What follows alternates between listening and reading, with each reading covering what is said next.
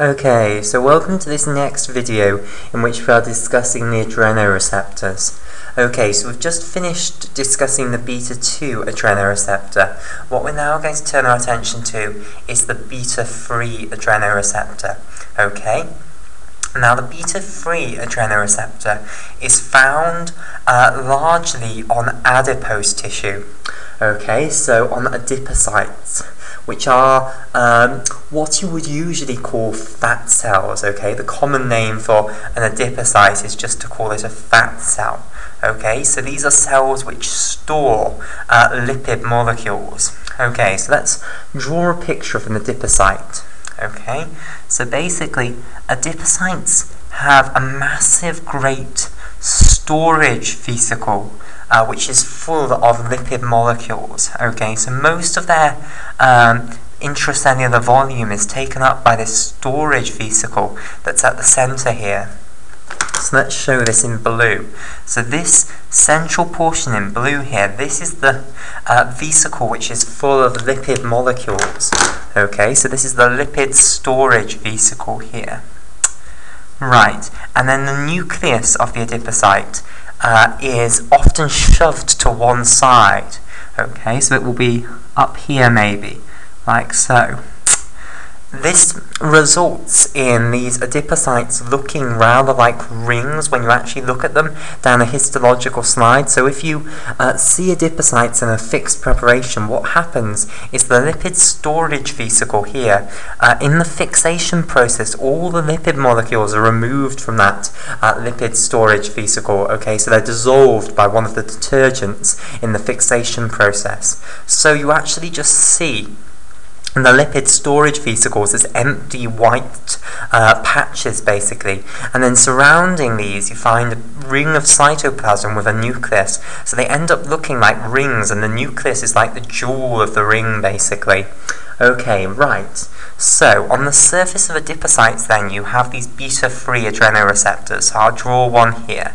So here it is, this is the beta-3 adrenoreceptor, and as we've already discussed, adrenaline and noradrenaline have around an equal affinity for the beta-3 adrenoreceptor. Now, what do they actually stimulate?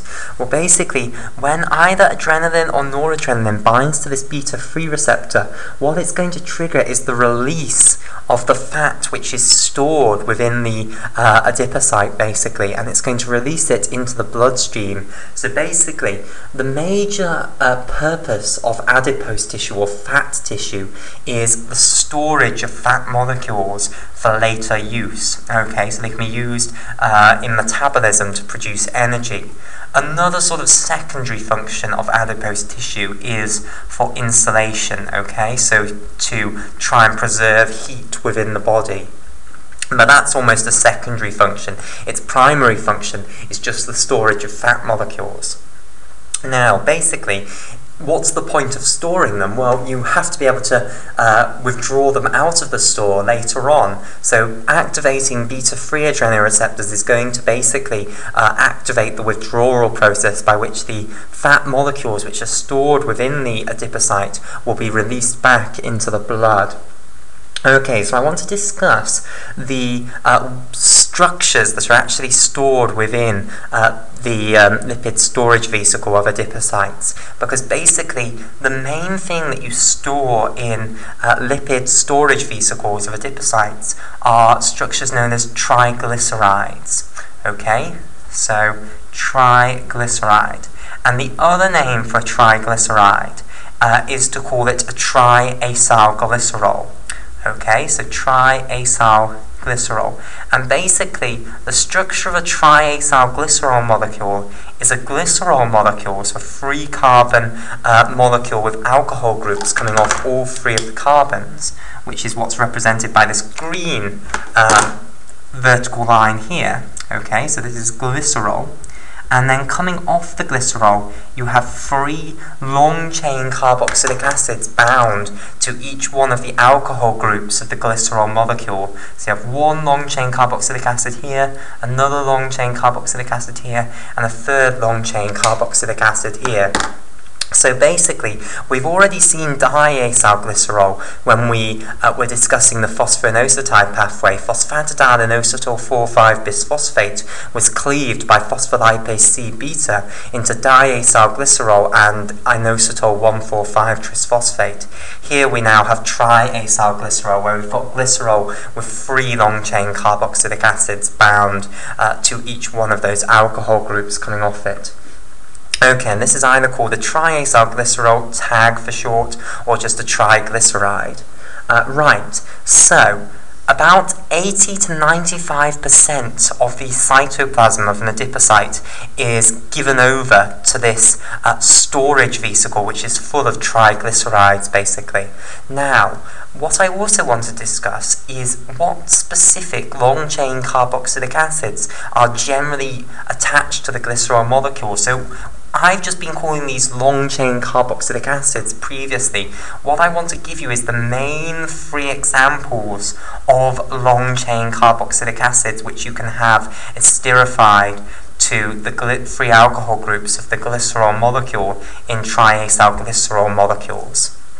Okay, right. So we'll start with the main one, which is stearic acid. Okay, now stearic acid is just the name for an 18-carbon fully saturated carboxylic acid. It's the old name for what would now be called octadecanoic acid. Okay, so octadecanoic acid instantly tells you that it's a 18-carbon fully saturated carboxylic acid. So here's the carboxylic acid group. Then we'll have a methylene group here. Okay, and we'll repeat that 16 times, like so. And then we'll have a methyl group on the end. So using this notation where you draw one methylene group and then bracket it and put a 16 saves me a lot of time because I don't want to have to draw out 16 methylene groups. Okay, so we've got 1 carbon here, 16 here, and then another one there taking us up to 18. So that's stearic acid. Another important example is oleic acid. Now oleic acid has a single double bond in its structure. Okay, so let me show you the structure of oleic acid.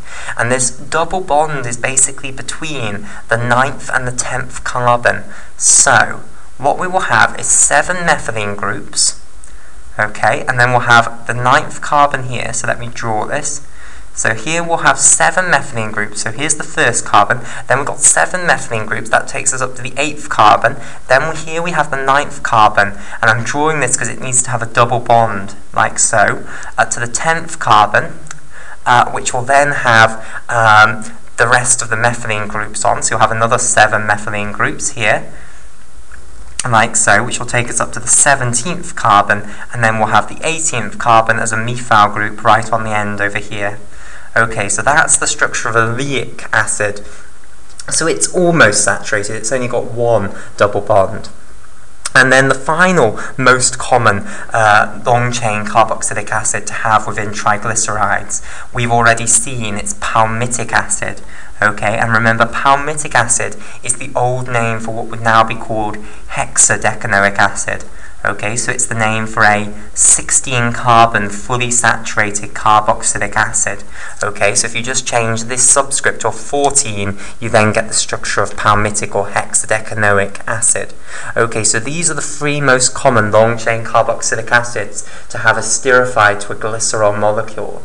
Okay, right, so in adipocytes, in this huge storage vesicle here, you have loads and loads of triglycerides. Now, in order to actually secrete them into the blood, you need to break the triglyceride down to release free fatty acids. Okay, so you need to hydrolyze the ester links, okay, to release the long-chain carboxylic acid, and then the long-chain carboxylic acid can then be released into the blood.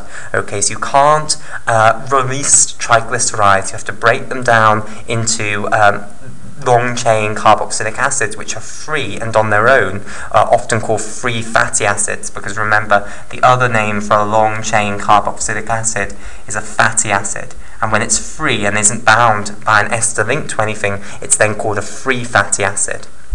Okay, so if we want to release the lipids into the blood, we need to break down the triglyceride molecules.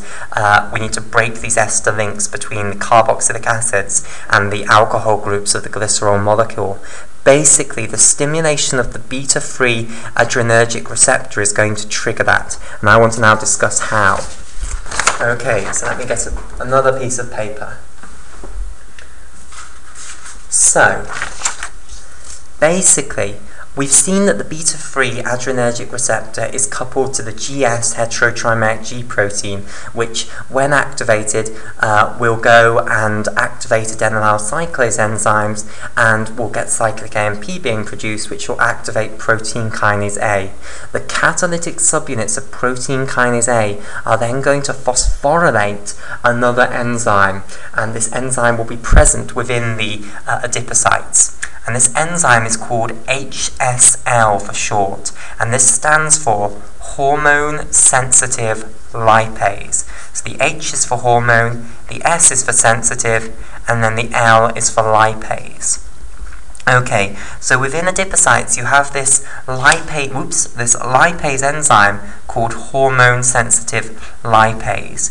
And basically what's going to happen is the catalytic subunit of protein kinase A, which I'll draw here, okay, and I'll colour this in orange, is going to come and phosphorylate a serine or threonine residue on hormone-sensitive lipase. And basically when you phosphorylate hormone-sensitive lipase, it becomes active. So previously it wasn't active, but once you phosphorylate it, it now becomes active. And what it's going to do is break down the triglycerides, basically, to release free fatty acids. So basically, if we have our triglyceride here, which remember is this glycerol molecule bound to 3 long-chain carboxylic acids. So let's colour this in those colours we've previously used. So glycerol in green, and then we've got these long-chain carboxylic acids in orange. Okay, and they might not all be the same long-chain carboxylic acid, they might be different.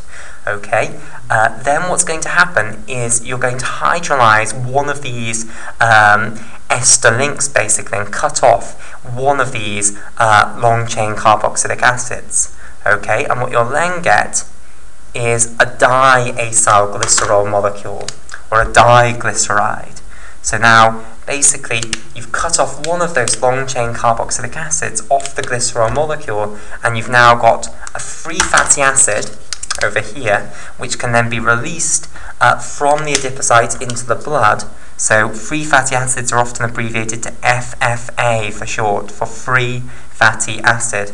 And this molecule then is a diacyl glycerol molecule, also called a diglyceride.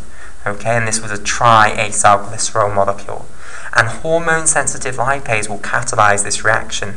In addition, it doesn't stop there, it can go further. It can break off another one of those long-chain carboxylic acids, like so.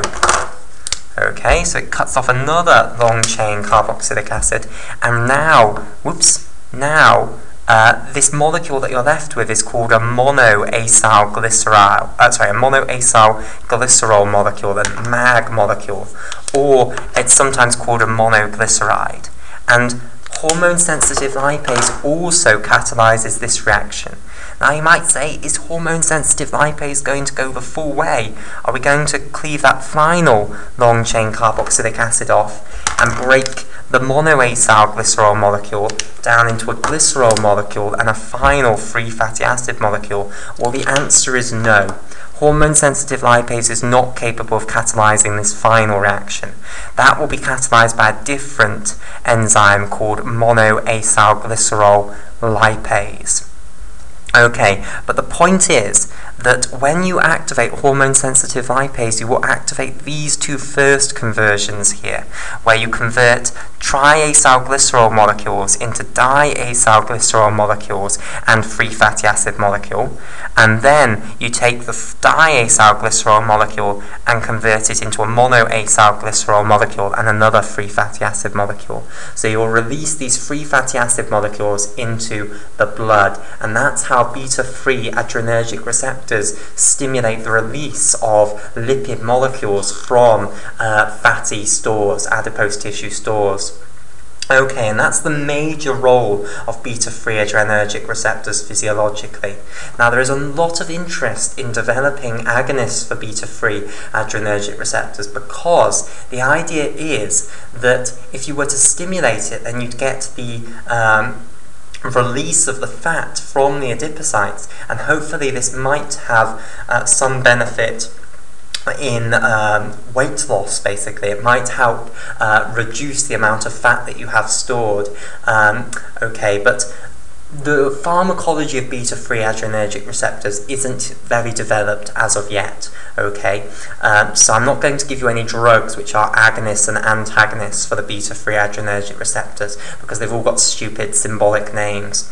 Okay, right, so that now concludes our discussion of the adrenoreceptors.